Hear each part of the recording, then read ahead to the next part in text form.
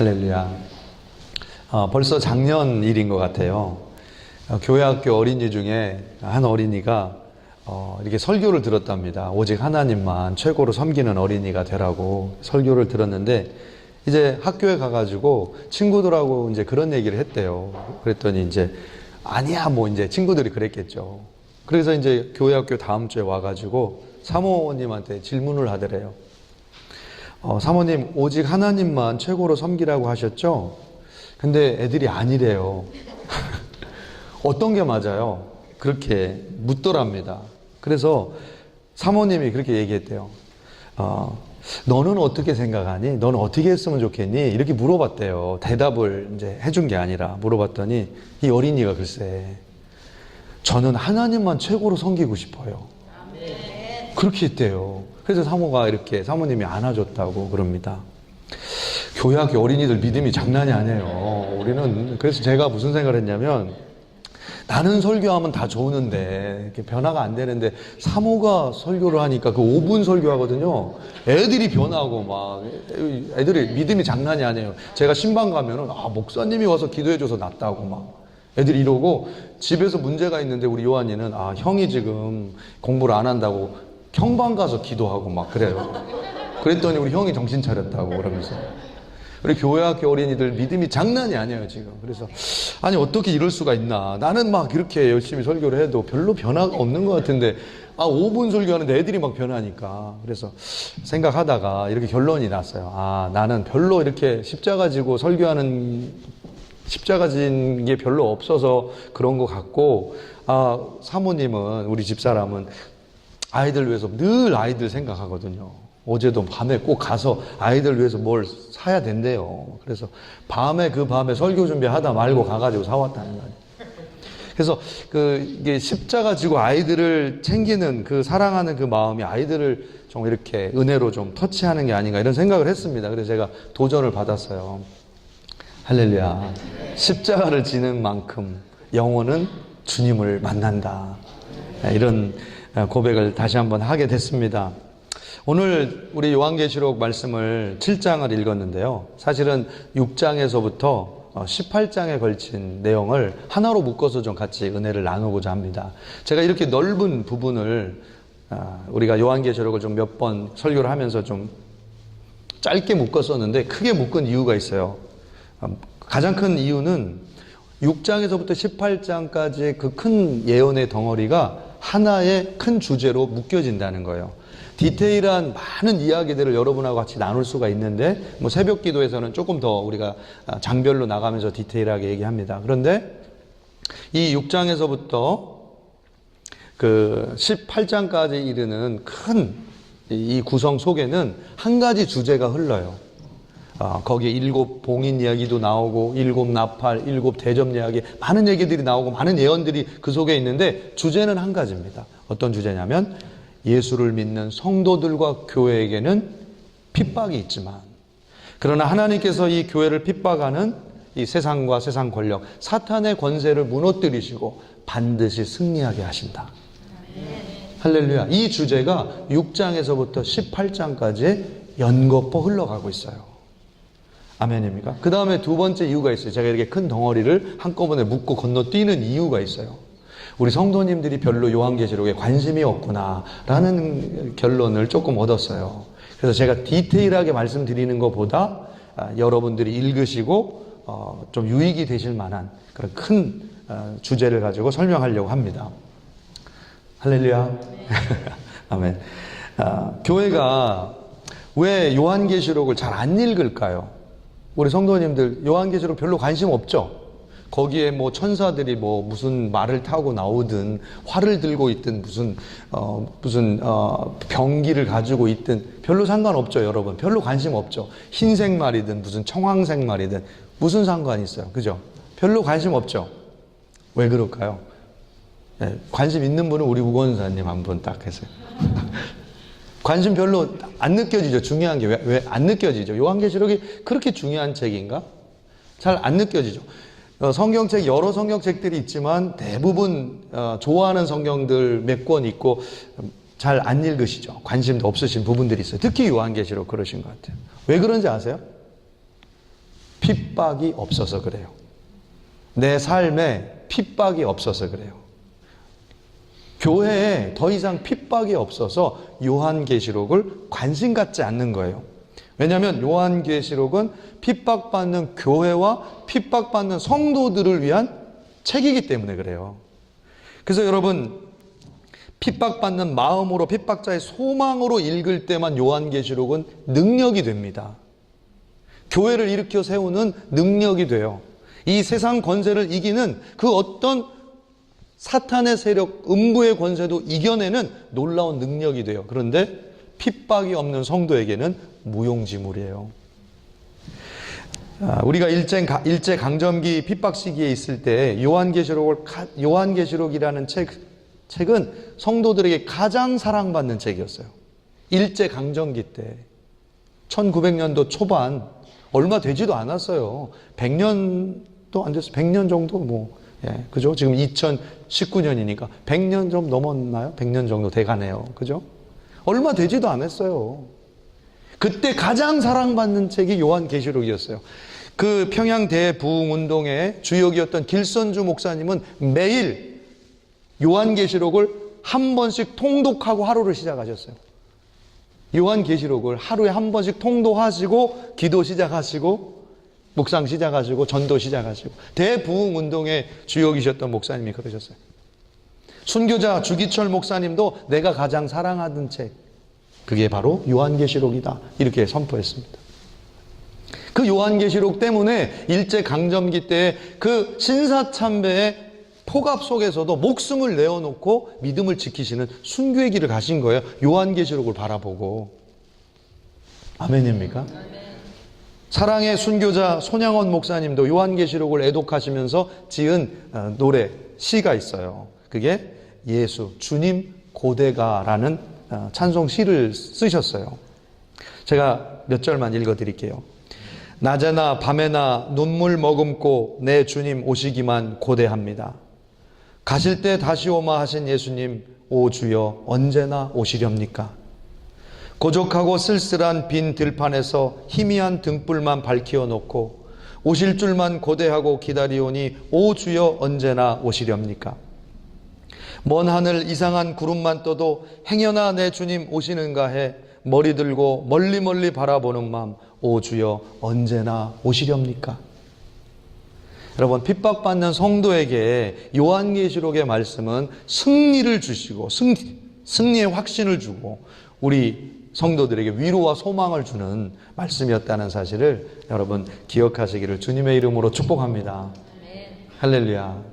여러분, 성경 읽을 때 요한계시록만 어려운 거 아니죠? 다 알아요. 여러분 똑같아요. 왜 그런지 아세요? 똑같아요. 여러분 성경이 안 읽어지는 이유가 있어요. 여러분, 고난이 없는 성도에게 여러분 욥기는 안 읽어져요. 고난, 그리스도를 믿는 믿음 안에서 거룩하게 살고자 하지만 애매하게 당하는 고난의 과정을 통과해 보지 못한 사람은 욥기가 이해가 안 돼요. 읽어지지가 않아요. 읽어도 무슨 말인지 몰라요. 여러분, 레위기가 왜 그렇게 어려운지 아세요? 레위기를 읽을 때마다 왜 이렇게 잠이 오는지 아세요? 우리가 거룩하지 않기 때문에 그래요. 우리가 거룩을 사모하지 않아서 그래요. 거룩하기를 사모하는 자가 레위기를 읽었을 때 그 레위기 속에 나와 있는 모든 예배와 절기의 그 규례들, 정결례의 규례들이 어떠한 의미인지 그리스도를 통해서 막 전달이 돼요. 너무나 은혜스러운 책이에요, 레위기. 사랑하는 성도님 여러분, 성경을 사랑하실 수 있길 주님의 이름으로 축복합니다. 그리고 먼저 주님을 사랑하세요. 주님을 사랑하셔야 성경이 사랑이 돼요. 지난주 수요일 날 제가 아이들이 일찍 학교 끝나고 와가지고 TV를 켜더라고요. TV를 켰는데 여러분 그 만화 영화 아시죠? 심슨 패밀리인가요? 그 심슨스 패밀리. 그 심슨 가족 만화가 나오는데 만화 내용이 이거예요. 목사님이 설교를 하시는데 창세기에서부터 요한계시록까지 설교하시더라고요. 할렐루야. 참 훌륭한 설교자예요. 저는 그렇게 생각해요. 창세기부터 요한계시록까지를 설교를 하는데 이제 문제는 그날 당일날 그걸 하셨다는 거죠. 당일날 창세기부터 요한계시록까지 이제 설교를 하시는데 성도들이 다 조는 거예요. 다 조는 거죠. 창세기 할 때 막 졸면서 꿈을 꾸고 이제 그게 내용이에요. 그게 요한계시록까지 갔으니까 성도들 나중에 하나도 안 남고 다 나갔는데, 우리 아이들이 그걸 보면서 아빠 저 목사님 아빠 같다고, 저 아빠 같고, 그 성도들이 다 꿈꾸다가 나가니까 저게 바로 티피컬한 크리스찬이라고. 이게 다 원래 다 그렇다고, 나만 조는 거 아니라고 막. 여러분, 그게 티피컬한 게 아니에요. 원래는 우리가 정말 주님 사랑하고 말씀 사랑하고 성령 충만하고, 이게 진짜 티피컬한 크리스찬이에요. 할렐루야.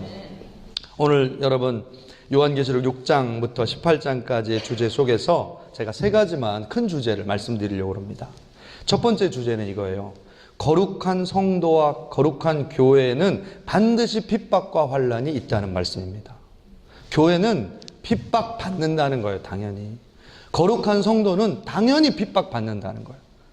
요한계시록 성도들이 당하는 핍박과 환난이 여러 가지로 묘사가 되어 있습니다. 특히 11장, 12장, 13장에 보면 여러 가지 환상과 그 비유를 가지고 설명을 하고 있는데요. 환상의 언어로 설명하는데 11장에는 두 증인이라는 사람들이 기록이 되어 있어요. 이 두 증인이 복음을 전하다가 죽임당하는 장면이 나오는데, 이 두 증인은 말할 것도 없이 하나님의 두 교회를 상징합니다. 그러니까 모든 하나님의 교회를 대표하는 두 교회를 상징하죠. 근데 이 두 교회가 이방인들에게 짓밟힌다는 거예요. 이방인들에게 짓밟히는데, 이 교회가 이방인들에게 짓밟히는 정도가 정말 참혹하게 그렇게 짓밟힌다는 그런 예언들이 기록이 되어 있습니다. 무저강에서 나오는 짐승들에 의해서 그 두 증인이 죽임을 당하는 그런 장면이 기록되어 있고요. 12장에는 한 여자가 나오는데, 교회로 상징되는 여자입니다. 근데 이 여자가 너무너무 그 해산의 고통을 고통을 받는 거예요. 배가 아파서 해산하게 돼서 애를 쓰며 부르짖는 그런 장면이 나옵니다. 그런데 그 여자를 삼키기 위해서, 그 여자가 낳은 아기를 삼키기 위해서 붉은 용이 머리가 7이나 되고 뿔이 10개나 되는 그 무시무시한 그 용이 그 교회로 상징되는 여자를 삼키고 그 아이를 삼키려고 공격하고 핍박하는 그런 장면이 기록되어 있어요. 여자는 누구하고 지금 비교가 되고 있냐면 그리스도를 믿는 교회를 상징하는 거예요. 그 연약한 여자 앞에 그 용과 같이 머리가 7이나 달리고 뿔이 10이나 달린 그 용과 같이 그 무시무시한 핍박의 세력, 그 세상에 무시무시한 그 권력이 이 교회를 핍박하고 있다는 거예요. 그럼에도 불구하고 우리 주님께서는 이 교회를 지키시고 회복시키시고 붙잡아 주신다는 겁니다. 13장에는 두 짐승이 나오는데, 이 짐승은 너무너무 큰 능력을 가지고 있고 또 너무너무 사람들을 미혹시켜서 많은 사람들을 우상숭배하게 만드는 그런 엄청난 집단으로 나옵니다. 권력으로 나와요. 이 권력이 교회를 핍박하는데 이렇게 기록하고 있습니다. 사로잡힐 자는 사로잡혀 갈 것이요 칼에 죽을 자는 마땅히 칼에 죽을 것이니 성도들의 인내와 믿음이 여기 있느니라. 그가 권세를 받아 그 짐승의 우상에게 생기를 주어 그 짐승의 우상으로 말하게 하고 또 짐승의 우상에게 경배하지 아니하는 자는 몇이든지 다 죽이게 하더라.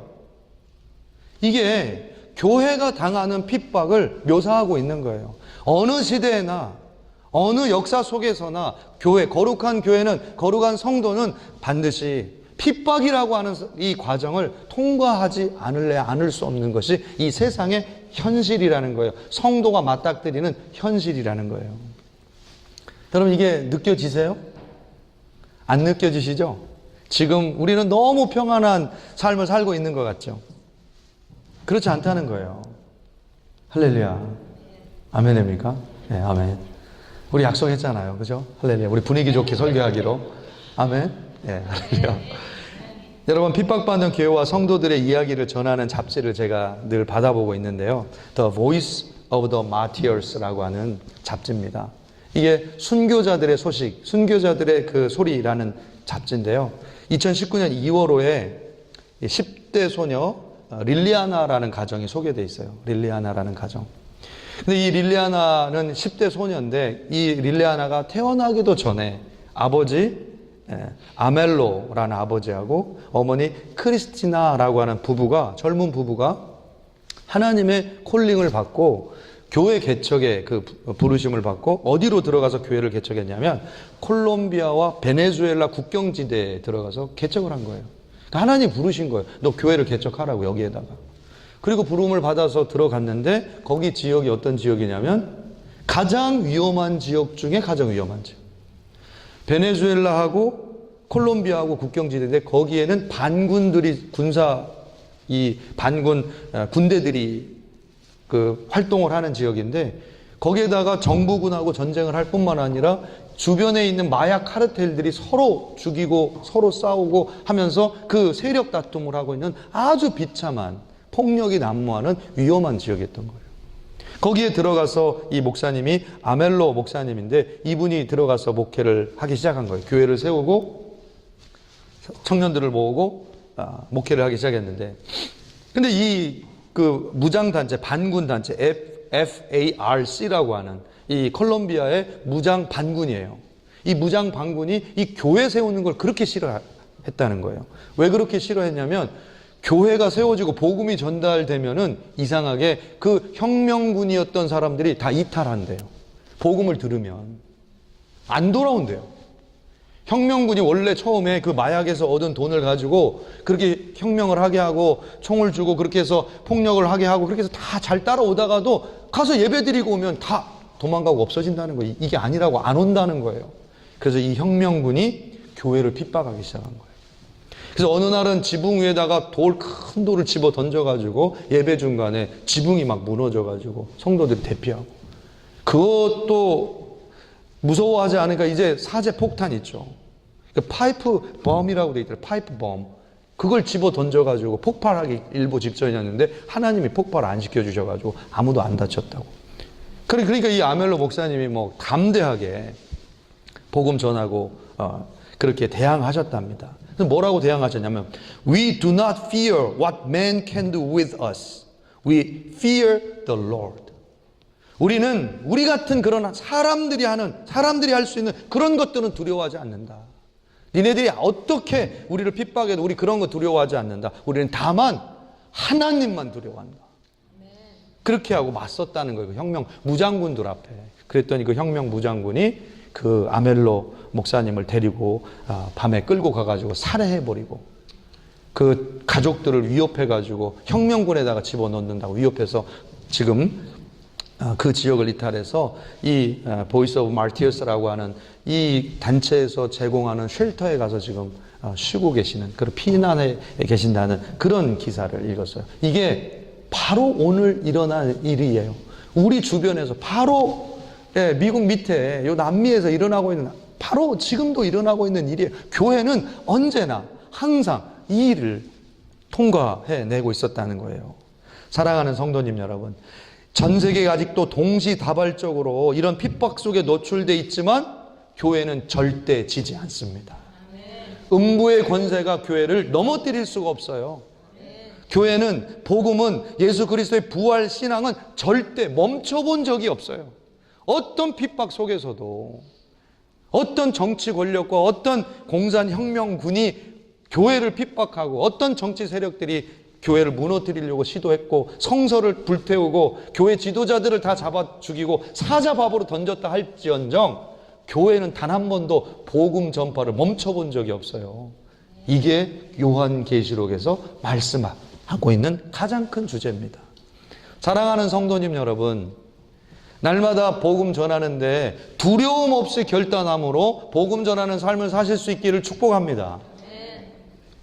두 번째로 요한계시록은 교회에 임하는 핍박은 반드시 교회의 승리와 성도의 영광스러운 구원으로 결론난다는 것을 말씀하고 있어요.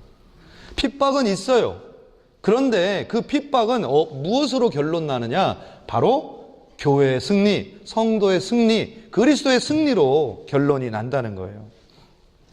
핍박받는 교회에 여러분 이런 질문 하실 수 있어요. 아니 예수님 어디 계십니까? 왜 교회가 핍박받도록, 성도들이 그렇게 핍박받도록 내버려 두십니까? 여러분 이런 질문 하실 수 있어요. 근데 여러분 요한계시록을 읽어보면 할렐루야, 제가 얘기했잖아요. 여러분 관심 없다고. 네, 여러분 관심 없다고. 다 관심 없는 것 같아.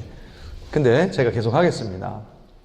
자, 그런데 그 요한계시록에 보면 교회가 핍박당할 때 주님께서 주시는 특별한 은혜가 있다는 게 발견돼요. 교회가 핍박당하고 성도들이 핍박당할 때 여러분 생각은 어때요?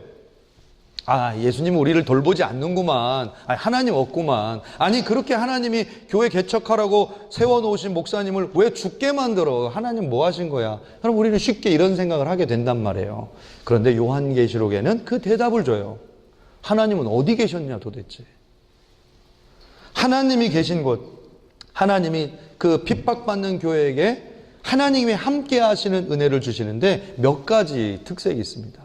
첫 번째 주시는 하나님의 은혜는 이거예요. 교회를 위해서 하나님이 핍박받는 교회에게 능력을 주신다는 거예요. 아멘입니까? 핍박받는 교회에 하나님이 함께 하신다는 걸 무엇으로 말씀해주고 계시느냐? 능력을 주신다고요. 능력을. 이 두 증인, 11장에 나오는 이 두 증인이 짐승들에 의해서 살해를 당하고 핍박을 당하는 장면이 기록되어 있는데, 이 핍박받는 두 증인의 입에서는 불이 나와서 죄인들을 불사르기도 하고, 이들이 기도할 때 하늘문이 닫혀서 비가 오지 않기도 하고, 이들이 능력과 기적을 행함으로 많은 이들이 주께로 돌아오는 놀라운 역사와 능력이 이 두 증인 가운데 나타났다는 거예요. 사랑하는 성도님 여러분, 핍박 속에 있을 때 주님의 능력이 강하게 나타난다는 거예요. 그거 무슨 말이에요? 핍박당하고 있는 너희들 옆에 내가 있다는 거예요. 여러분, 복음 전할 때 성령의 역사가 폭발적으로 일어나요. 복음이 순수하면 순수할수록, 핍박당하는 성도들이 전하는 복음이 순수하기 때문에 그 순수한 복음에 하나님의 능력이 섞이지 않고 드러나요. 사랑하는 성도님 여러분, 이 복음 전하며 당하는 핍박을 핍박받는 영광에 참여해 보실 수 있기를 주님의 이름으로 축복합니다. 여러분, 요즘 은혜가 잘 안 느껴진다 뭐 이런 분들 종종 있어요. 제가 이렇게 상담해보고 그러면, 아, 요즘 뭐 믿음이 좀 잘 안 믿어져요. 뭐 요즘 뭐 은혜가 좀 별로 없어진 것 같아요. 뭐 기도가 잘 안 돼요. 뭐 이런 분들 많이 제가 좀 상담을 해요. 왜 그럴까요? 여러분, 왜 그럴까요? 답은 간단해요. 답은 간단해요. 복음대로 안 살아서 그래요. 복음대로 실천하지 않아서 그래요. 말씀대로 안 살아서 그래요. 왜 내가 신앙이 좀 떨어지는 것 같고, 왜 기도가 잘 안 되고, 왜 믿음이 좀 잘 안 생기는 것 같을까요? 말씀대로 안 살아서 그렇다니까요. 아, 이래도 되는 줄 알고 그냥 살아요. 여러분, 왜 사랑하라고 하는데 사랑 안 해요? 왜 용서하라고 그러는데 왜 용서 안 하고 살아요? 여러분, 왜 거룩하게 살라고 그러는데 세상하고 타협하고 살아요? 지을 죄 다 지면서 살고, 그리고 기도가 안 된대. 그리고 뭔가 좀 믿음이 좀 안 생기는 것 같아. 왜 말씀대로 안 살면서 믿음이 예전 같지 않다고 얘기해요?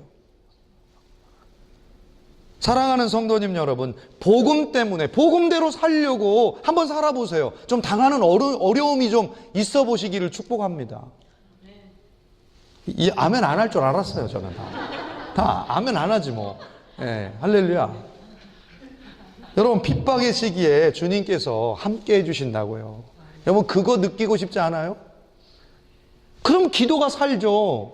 말씀이 살아 움직이죠. 이거 말씀 없으면 죽는데, 말씀 없으면 못 견디는데, 못 이기는데.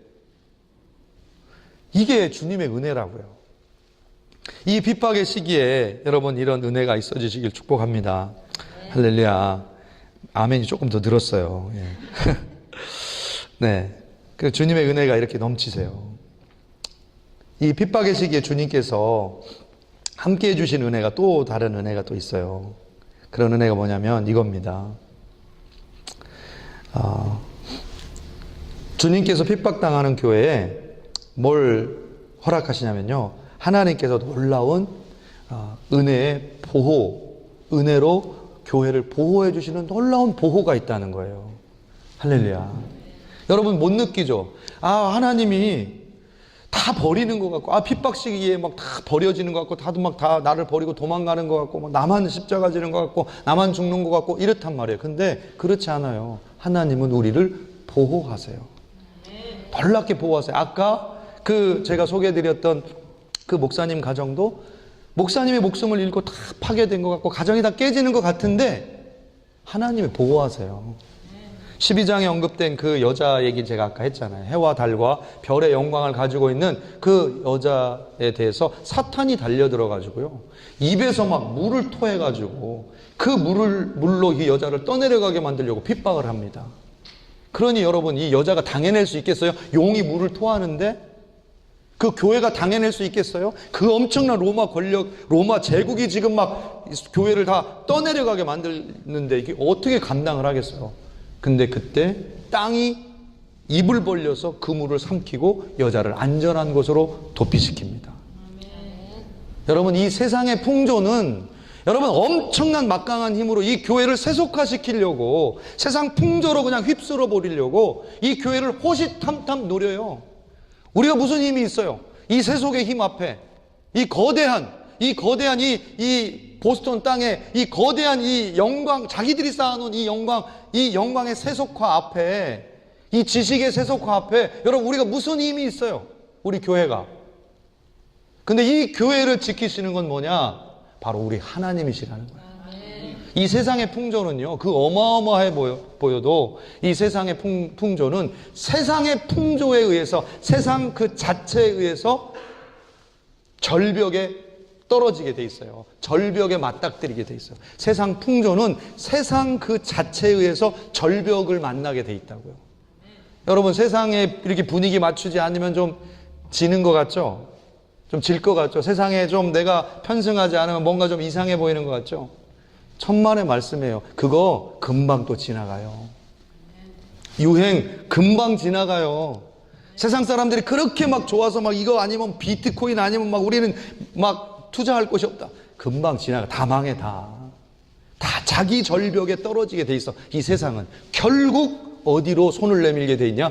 교회가 가지고 있는 복음에게 손을 내밀게 돼 있어요. 이 세상은. 아멘입니까? 사랑하는 성도님 여러분, 주님의 이 은혜가 넘치시기를 주님의 이름으로 축복합니다. 이 요한계시록에서 주님께서 또 다른 은혜를 교회에게 베풀어 주시는데요, 여러분에게 참고가 되라고 좀 말씀드릴게요. 이 요한계시록에 보면 아까 제가 11장, 12장, 13장 얘기를 드렸는데, 이 핍박을 당하는 교회에게 하나님께서 그 날짜를 이렇게 써주셨어요. 42달, 1260일, 한때와 두때와 반때.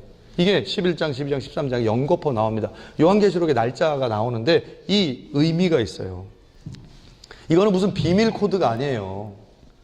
1260일, 42달, 한때, 두때, 반때. 이게 다른 얘기가 아닙니다. 7년이라는 시간을 반으로 자른 거예요, 그냥. 7년이라는 시간을 반으로 자르면 42달이 되고요. 30일로 계산하면 1260일이 되고, 그거를 조금 있어 보이게 하려면 한때, 두때, 반때. 할렐루야. 어떻게 얘기해도 여러분 반응이 싸늘하지만 한때, 두때, 반때 좀 있어 보이지 않아요? 한때, 두때.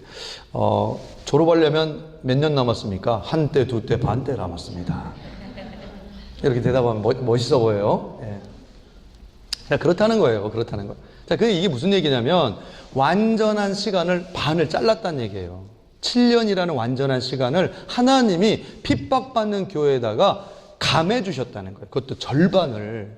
그러니까 하나님께서 핍박받는 성도들에게 주시는 특별한 은혜가 뭐냐면 반드시 아주 짧은 시간 안에 고난과 핍박이 끝나도록 예비해 놓으셨다고요. 여러분만 지금 고난당한다고 생각하시죠? 너무너무 고난당하는 그 고난이 정말 못 견디게 너무 길게 느껴지죠? 아니에요. 금방 끝나게 돼 있어요. 믿습니까? 금방 끝나게 돼 있어요. 조금만 참아보세요. 금방 끝나요. 이게 하나님의 은혜인 줄로 믿습니다. 사랑하는 성도님 여러분, 제가 3가지 주제 말씀드렸는데요, 마지막 한 가지만 저 말씀드릴게요. 마지막 이 요한계시록의 6장에서 18장까지의 내용의 그 마지막 주제는 이겁니다. 구원받고 승리한 성도들의 아름답고 영광스러운 모습을 말씀하고 있어요. 여러분, 핍박당하고 성도가 끝나냐, 순교당하고 끝나냐, 그게 아니에요. 이 교회는 반드시 승리하는데 너무너무 아름답고 거룩한 영광의 그 자리에 교회 성도들이 서 있게 된단 말이에요. 승리자의 모습으로 서 있는다, 이렇게 설명하고 있습니다. 여러분, 우리가 이긴다는 거는, 우리 성도들이 이기고 교회가 믿음으로 이긴다는 건 두 가지 의미가 있어요. 첫 번째는 이 땅에 우리를 핍박하고 우리를 조롱하고 우리를 무시하는, 우리를 정말 순교케 하는 그런 이 세상 세속의 이 권력과 세속 핍박자들, 이 핍박자들이 하나님으로부터 공정한 심판을 받는다는 의미예요. 하나님으로부터 공정한 심판을 받아요. 어마어마한 하나님의 진노가 이 세상 사람들 위에 임해요. 뿐만 아니라 우리에게 믿음을 지킨 우리에게는 하나님의 놀라운 영광을 우리에게 베풀어 주시는 줄로 믿습니다.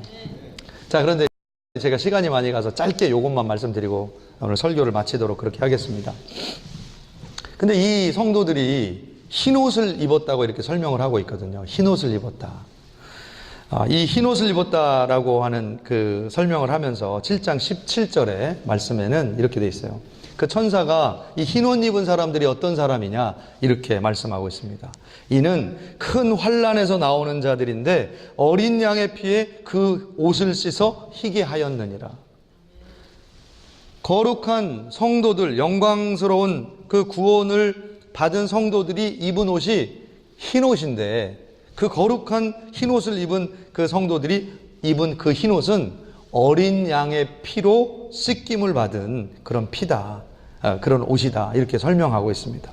그리고 하나님께서 보좌 앞에서 그들을 맞아주시고, 그들은 밤낮 하나님을 섬기고 하나님께서는 그들에게 생명샘으로 인도하시고 줄이지도 않고 목마르지도 않고 해도 상함도 받지 않는, 그리고 그 눈물을 씻어주시는 놀라운 위로와 은총을 베풀어 주시는 그 자리에 서게 된다는 거예요. 사랑하는 성도님 여러분, 그 성도들이 입은 흰 옷, 그 성도들이 옷을 빤 그 피, 예수의 피, 그 예수의 피로 빤 그 흰옷, 그 흰옷을 우리 주님께서 저와 여러분들에게 허락해 주실 줄로 믿습니다. 할렐루야. 아멘입니까? 우리 주님께서 허락해 주실 거예요. 그런데 여러분, 그 예수님의 피가 어디에 있을까요? 예수님의 피가 어디에 있냐고요. 사랑하는 성도님 여러분, 예수님의 피로 씻김을 받은 그 흰옷은 어떻게 입는 것일까요? 많은 성도님들이 그렇게 생각해. 당연히 나는 천국 가면 예수님이 흰옷 주고 예수님은 이미 십자가에서 피 흘리셨으니까 옷을 다 씻어 주셨겠구나. 사랑하는 성도님 여러분, 이 사람들은 예수 그리스도의 피로 흰옷을 입게 됐는데, 예수의 피로 흰옷을 입은 이 사람들의 그 피는 예수 그리스도의 흘려진 피와 더불어 예수 그리스도의 피에 감격한 예수 그리스도의 피, 자신 속에 흐르는 예수 그리스도의 피를 흘림으로 씻겨진 흰옷을 입었다는 얘기예요. 아멘입니까? 이 땅에서 예수 믿는 그 믿음 때문에 흘려지는 그 피가 예수 피라는 거예요.